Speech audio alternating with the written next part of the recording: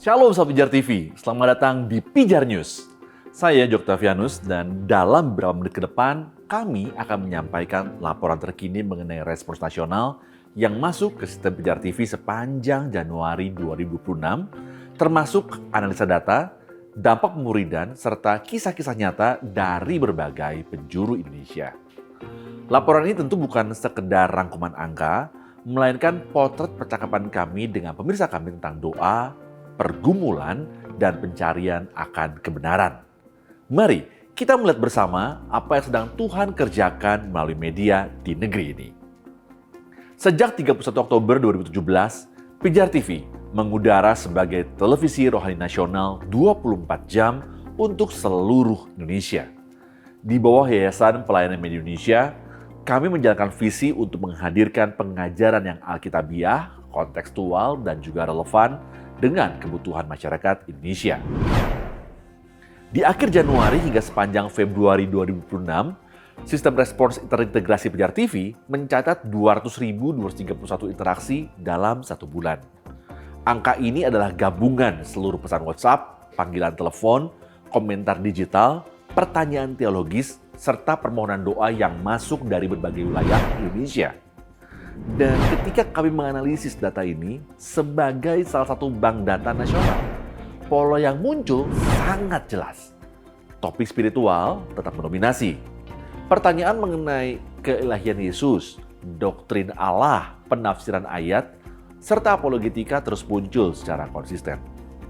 Di sisi lain, permohonan doa paling banyak menyentuh mengenai persoalan ekonomi, kesehatan, pekerjaan, dan juga keluarga. Namun yang membuat laporan ini berbeda bukan hanya angka dan kategori. Yang membuatnya bermakna itu adalah lokasi dan kisah di baliknya. Respon terbesar memang datang dari Jawa. Tetapi pertumbuhan yang signifikan justru terlihat dari wilayah-wilayah yang jarang disebut dalam laporan nasional. Misalnya dari Tanah Tidung, Kalimantan Utara. Seorang pria menulis setelah menonton adegan orang lumpuh yang diturunkan dari atap dalam The Chosen. Ia berkata, rasanya seperti melihat hidup saya sendiri. Selama ini saya merasa hanya menyusahkan orang dan mengecewakan banyak pihak. Tetapi ketika melihat Yesus yang sabar dan tidak menyerah, saya mulai bertanya, apakah Tuhan juga masih mau menerima orang seperti saya? Percakapan itu berlanjut dan tim kami mendampingi beliau secara pribadi. Dari Morowali Utara, Sulawesi Tengah, seorang pemirsa Muslim menulis, adegan Yesus berbicara dengan perempuan Samaria membuat saya berpikir, bukankah itu tidak diperbolehkan? Bolehkah saya bertanya, bagian Alkitab mana yang menjadi rujukannya? Pertanyaan itu membuka diskusi panjang tentang kasih dan juga konteks budaya dalam Injil Yohanes.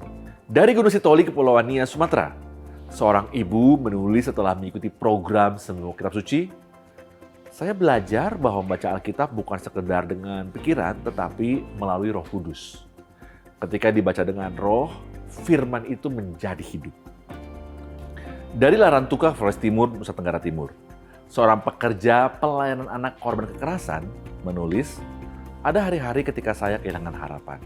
Tetapi melalui pengajaran firman, saya mendapatkan kekuatan untuk berjalan satu hari demi satu hari. Dari Somlaki, Kepulauan Tanimbar, Maluku, seorang perempuan yang mengalami kekerasan dalam keluarga menulis, iman saya sempat goyah, tetapi melalui doa dan firman, saya perlahan belajar berjalan kembali bersama Tuhan. Dan dari Ruteng Manggarai, Flores, seorang pelayan gereja menulis tentang perjuangannya untuk mengampuni. Melihat bagaimana Daud tetap menghormati Saul membuat saya belajar bahwa pengampunan bukan berarti melupakan luka, tetapi menyerahkannya kepada Tuhan. Saudara, respons-respons ini datang dari kota-kota yang bahkan sebagian orang belum tentu pernah mendengarnya. Tetapi di sanalah percakapan mengenai Yesus sedang terjadi. Banyak respon yang masuk kemudian bergerak ke tahap pembinaan melalui program Asya. Asya adalah pemuridan berbasis Injil Yohanes dengan pendekatan trauma inform dan kelompok kecil yang aman. Dirancang khusus bagi perempuan yang bergumul dengan luka batin, relasi yang tidak sehat, dan krisis identitas. Lebih dari 77% peserta yang menghubungi melalui Asya melanjutkan ke tahap pendampingan aktif. Rata-rata percakapan itu berlangsung lebih dari 2 jam. Dan Asia tidak hanya berlangsung secara virtual. Program ini dapat diadakan secara gratis di gereja dan komunitas. Jika gereja atau komunitas saudara ingin bekerja sama untuk menyelenggarakan Asia, silakan hubungi nomor yang tertera di layar. Penayangan The Chosen pada Desember 2025 hingga Januari 2026 memberikan dampak signifikan. Sekitar 23% dari total respons pada periode tersebut berkaitan langsung dengan serial ini. Tercatat 207.012 inbound messages pada Desember dan 193.000 pada Januari di dalam periode tersebut. Sekitar 92.003 respons unik menyebut adegan atau karakter secara eksplisit. Profil audiens menunjukkan dominasi usia itu 25-44 tahun. Mayoritas laki-laki dengan distribusi terbesar di Jawa dan Sulawesi. The Chosen itu bukan hanya menarik penonton, tapi ia membuka percakapan. Dan Pijar TV menjadi jalur respons dan pemuridan lanjutan. Musim Passover dan Idul Fitri mendatang diperkirakan kembali meningkatkan respons dengan minimal 17% yang berasal dari non-Kristen.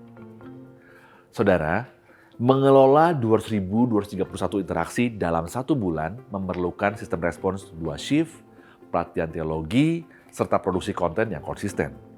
Dan kami mengundang saudara untuk bermitra secara rutin. Dengan Rp500.000 setiap bulan, sekitar 250 orang yang merespon dapat kami layani secara langsung.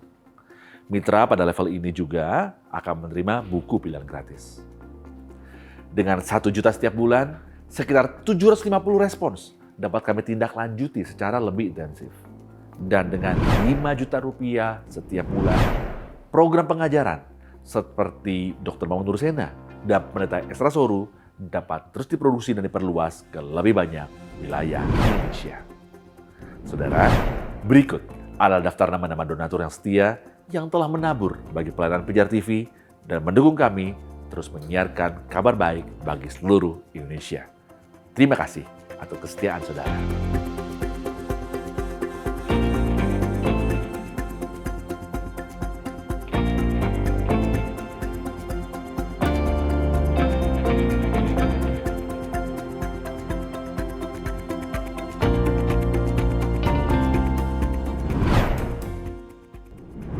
Saudara, ketika kita membaca laporan seperti ini, angka, grafik, lokasi, dan testimoni, kita diingatkan bahwa pelayanan itu bukanlah tentang sistem semata, tapi ia adalah tentang panggilan.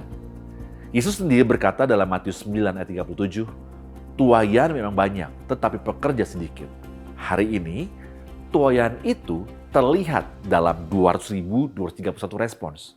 Dalam pertanyaan-pertanyaan yang mungkin selama ini tidak pernah terucap di ruang ibadah, tetapi berani dituliskan melalui layar.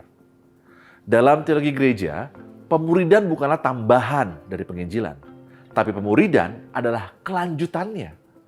Amanat agung bukan hanya pergilah, tetapi juga jadikanlah semua bangsa murid.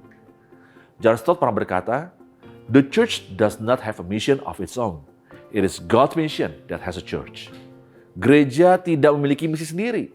Kitalah yang diundang untuk ambil bagian dalam misi Allah. Dan melalui media, misi itu menjangkau tempat-tempat yang mungkin tidak pernah kita kunjungi secara fisik. Tanah Tidung, Morawali Utara, Saum Laki, Ruteng, Larantuka.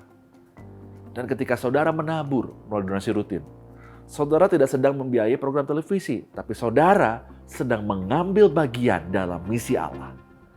Pelayanan media bukan selalu tentang siaran yang berkualitas, namun juga tentang kesetiaan dalam berkelimpahan, dalam berkecukupan, dan dalam musim-musim yang menuntut ketekunan. Dan dalam setiap momen ketika Tuhan telah bekerja, meski kita belum melihat hasilnya. Dan saudara, kesetiaan kitalah yang bisa Tuhan pakai untuk membangun gerejanya. Let us join our hands together in His mission. Terima kasih untuk setiap langkah kesetiaan yang saudara ambil. Bersama, kita mengambil bagian dalam pekerjaan Allah di bangsa ini. Tuhan memberkati saudara, salam terang bagi Indonesia.